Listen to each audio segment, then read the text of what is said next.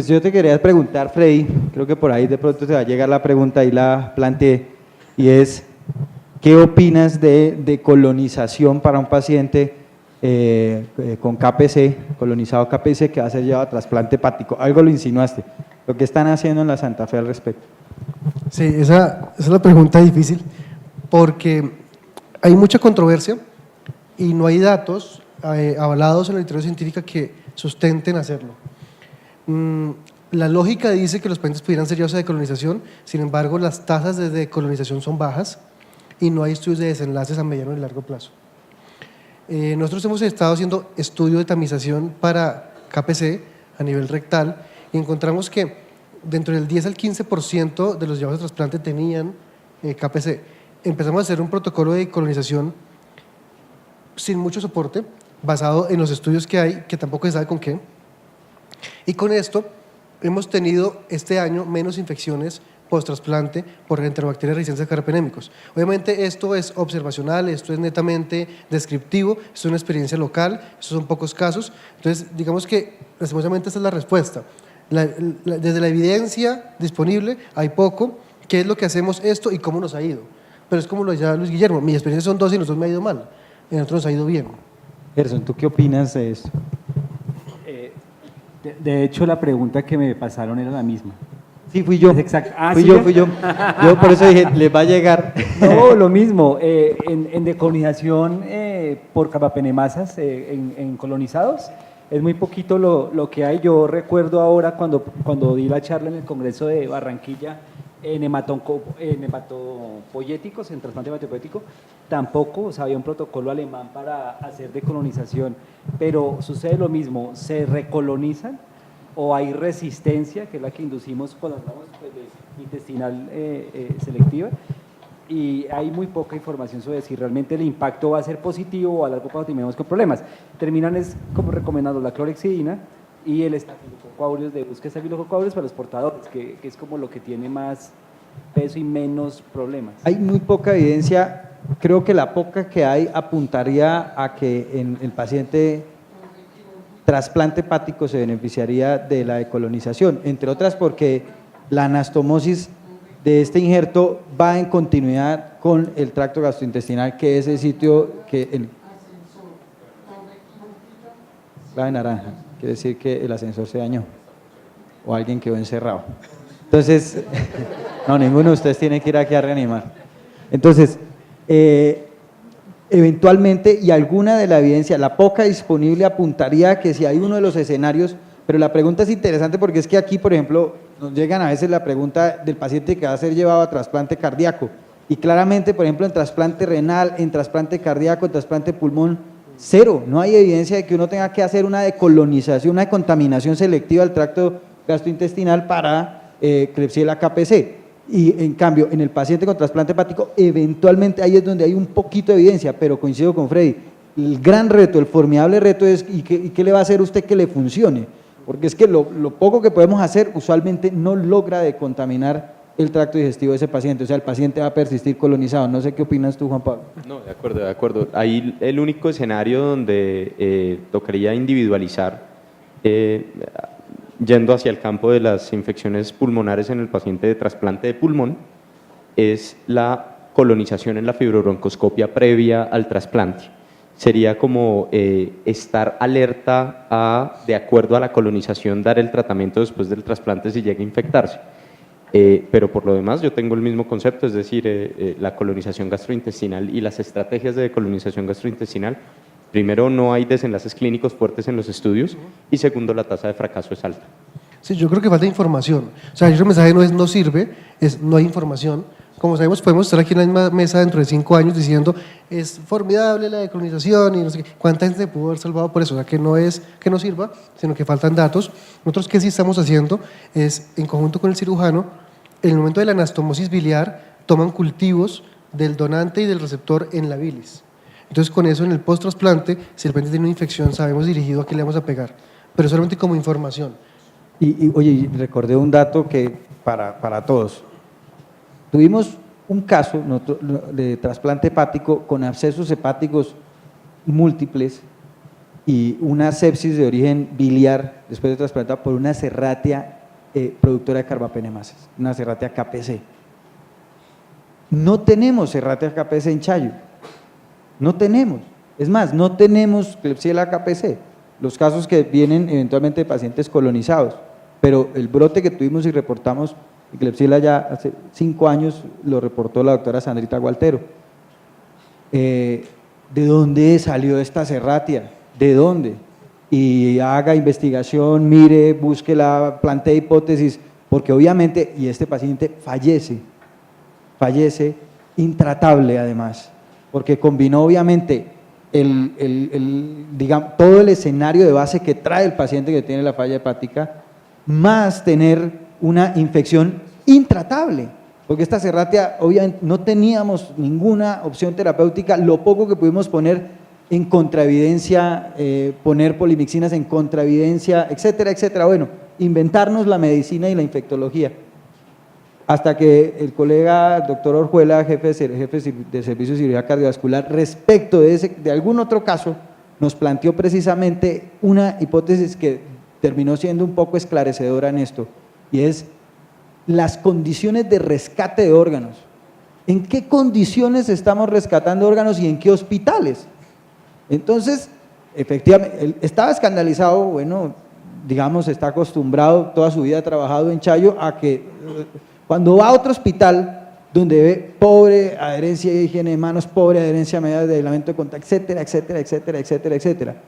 Quizá este paciente, y fue la hipótesis que planteó en la discusión de esa mortalidad, quizá ese paciente, el injerto venía colonizado, y este paciente no fue, es decir, la fuente, el donante, no fue tamizado, y es que efectivamente, perfectamente no se hace, y porque no tenemos una explicación plausible distinta de esta, de que el paciente haya sido el injerto el que haya traído la Serratia KPC, porque es el único caso que hemos tenido, no tuvimos antes de este, ni hemos tenido después. Luego, es muy importante esas condiciones de rescate, sobre todo en trasplante hepático, porque obviamente es un injerto que anatómicamente viene en contigüidad con una superficie que está colonizada, obviamente, que está llena, que está en contacto con la flora intestinal. Yo solamente un comentario pequeño, un minuto. Eso que usted dice es supremamente importante. Inclusive la semana pasada se perdió un pulmón, 2 pulmones, porque el sitio donde iban a hacer el rescate era tan malo que le daba un poco de susto a los de rescate hacer el rescate del pulmón allí, y se canceló el trasplante porque no había sala de cirugía adecuada para hacer el rescate. O sea, eso no puede pasar en un país. Eso habla de unas pésimas condiciones de un sistema en el cual los rescates, claro, trasplantamos, vea el punto, trasplantamos en hospitales de tal estilo, pero ¿dónde rescatamos? Porque los rescates son hospitales, pero terribles, pero en unas condiciones malísimas, y a veces hay que preguntarle al cirujano de rescate cómo rescataron, y los tipos dicen, vea, nos tocó casi rescatar en botas, o sea, botas de trabajo hasta la rodilla, porque eso era una cosa que no se podía ni entrar. Y este paciente fue tan malo que él dijo, me parece que no es apto rescatar a este paciente en las condiciones en las que está, no hay sala de cirugía y no voy a rescatar en un pasillo. Les iba a tocar rescatar en un pasillo de la UCI. Y dijo, es un muerto. Pues como está muerto, pues rescátelo igual que, pues, entre que vaya al cajón y se quede aquí, pues rescátelos. Claro, pone de resalto las condiciones de habilitación de algunos hospitales. Pero aquí donde se rescata son sitios malísimos. Son hospitales muy pero insisto, digamos, en tu tono de denuncia, o sea, sí, no sé si hay alguien de secretaría que eventualmente plantee, sí, efectivamente para instituciones que las condiciones de habilitación quedan como en entredicho cuando uno escucha este tipo de reportes. Gerson, ¿tenemos algo más de preguntas? Tenemos una única pregunta. Han estado muy activos ustedes. ustedes. Sí. Pues básicamente lo que nos preguntan es sobre la indicación de la terapia ECMO. Asumo que debe ser como con la experiencia que tenemos en infección y en trasplante con terapia ECMO, y como qué experiencia tenemos con ECMO en trasplantados y la infección asociada. Me imagino que como terapia puente o no sé. No, sí, con ECMO, los pacientes que están en ECMO y van a trasplante tienen muchos problemas. Cuando van como terapia puente con los nuevos dispositivos, con el CardioMate, con el HairMate, con el Berlin, con los demás que van a trasplante cardíaco, dependiendo del tiempo que duren en la terapia puente, pueden tener más riesgo de enfermedad fúnica invasora. Por el tiempo, eso es lo que se ha reportado, sobre todo los estudios de la doctora Patricia Muñoz en Madrid han demostrado que tienen más riesgo de candidiasis sistémica cuando llegan al trasplante. Eso es un punto importante, depende del tiempo y el dispositivo que le han colocado. Con ECMO el gran problema es cuánto tiempo llevan en ECMO, esos pacientes que llegan allá, colocar antibióticos en un ECMO es muy difícil, porque todo se lo come el ECMO, entonces es un reto todo, inmunosupresión, desde sedantes y obviamente antibióticos en terapias de estas no, tengo que poner dosis altísimas para poder llegar a niveles. Es muy difícil con SAN-ECMO tratarlos. Y además de eso es que cuando el paciente presenta la infección no hay suficiente cuerpo de literatura que le diga a uno cómo se van a comportar los antibióticos, los antifúngicos en el paciente. Entonces digamos que es un escenario realmente retador desde el punto de vista de comportamiento PKP de los antimicrobianos en este grupo de pacientes o en cualquiera. Realmente es que ECMO para el tratamiento de las infecciones sistémicas sigue siendo un territorio por descubrir, creería yo. Ahí hay una oportunidad y es aquí en Chayo Rota el posgrado de farmacología clínica La Sabana, que recién tienen cromatógrafo y ya se ha plantado en algunas discusiones académicas porque esa es una frontera de investigación, la posibilidad de tener algunos protocolos de investigación de niveles terapéuticos. Obviamente está apenas en desarrollo, recién llegado el cromatógrafo y con el doctor César García, el director del posgrado, algunas conversaciones hemos tenido la posibilidad de tener una investigación de targets de antimicrobianos en pacientes en ECMO porque efectivamente coincido, la literatura es escasa, algunas cosas están caracterizadas, pero una buena parte no queda, no sé Gerson, ¿qué apreciación tienes? Sí, completamente de acuerdo. O sea, de los poquitos antibióticos como meropenem, por ejemplo, la información es muy escasa. Colinesolid hablan hasta de megadosis, ¿no? Entonces, es un campo de investigación muy interesante y es un reto, como ustedes dicen, para dosificar y para, de hecho, escoger qué terapia antibiótica sería la más adecuada para esos pacientes. Complejo. Yo quería hacer otra pregunta, gracias Gerson, yo quería hacer otra pregunta, sino que no me dio el pulso para escribirla. Y creo que con esto cerramos. Y nosotros hemos visto, digamos, a lo largo de la mañana, que esa gráfica clásica de la historia natural del oportunismo, pues uno la ve retada todo el tiempo, ¿no?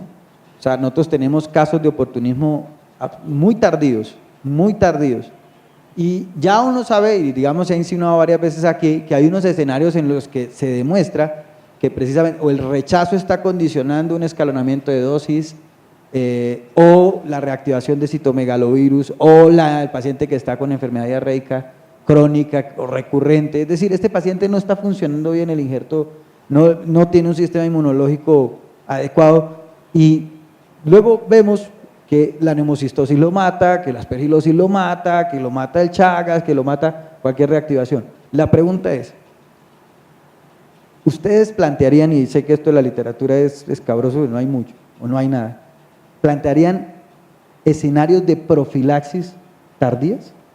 Es decir, por ejemplo, reinicio tardío de trimetoprim sulfa, ¿en qué escenarios? Terapia profiláctica antimicótica, ¿en qué escenarios? Yo me lo pregunto a raíz de la casuística, pero es que no hay nada. O sea, yo sé que esta pregunta es desnucator, pero ¿sí? Yo, de acuerdo, tratando de buscar como la prolongación de la profilaxis, fuera de los escenarios que mostró el doctor Uribe en trasplante cardíaco, que están como esas recomendaciones, finalmente, y el mensaje de todas las charlas en la mañana ha sido: individualice la inmunosupresión de su paciente, individualice el riesgo que tiene e individualice el riesgo de oportunismo que tiene derivado de esas dos cosas. María José nos mostró esta mañana que incluso la microbiota diferente implica una inmunosupresión diferente, implica un comportamiento farmacológico diferente en los pacientes. Luego, yo pensaría que no vamos a encontrar respuesta porque estos son los pacientes que vienen de un rechazo, vienen de esteroide, vienen de ajustar la inmunosupresión o vienen de toxicidad por la inmunosupresión que le condiciona otra carga de morbilidad o de enfermedad. Entonces yo creo que va a ser muy difícil encontrarla en la literatura, sobre todo porque cada paciente con trasplante, una vez pasa los periodos donde se comportan muy similar, ya se individualiza. Entonces yo creo que va a ser muy difícil encontrar respuesta. Que se vería uno ridículo poniendo profilaxis tardíamente. O sea, todo el mundo le va a preguntar, el doctor Silva se enloqueció, ¿qué está haciendo con sus pacientes? Y sobre todo porque uno tiene claramente un sesgo clínico y es por el caso que llegó y que te hizo sufrir, pero no recuerda la historia de la cantidad de gente que está en el consultorio del hepatólogo, del cardiólogo, del nefrólogo, y que está bien. Luego, probablemente, pero no sé, ¿qué opinarían de un escenario así? No se ve, ¿cierto? Yo creo que no hay datos, no tengo ni idea. Yo solo creería, y la esperanza es que con todos los estudios de polimorfismos, de inmunogenética, que es donde están buscando encontrar ese riesgo. Por ejemplo, yo he tenido 4 casos de histoplasmosis, pero no por eso a todo el mundo le va a arrancar profilaxis a todo el que llegue. El punto es, yo no tengo una respuesta, la verdad es no sé, pero el punto es, ¿qué tienen esos 4 inmunogenéticamente para que les haya dado histoplasmosis y no a todo el mundo cuando todos somos y vivimos en condiciones muy parecidas? Cuando eso lo esclarezcamos, podemos llegar a tener esa respuesta. Mientras tanto, pues no, yo no creo que pueda hacer nada. Sí, de acuerdo, es que estaba recordando la charla que nos dio el doctor Montoya hace 2 años, 2 o que vino, 3 años, sobre toxoplasma en trasplante, y él mostraba de la experiencia de él y otros grupos en Estados Unidos que usaban profilaxis hasta de 12 meses.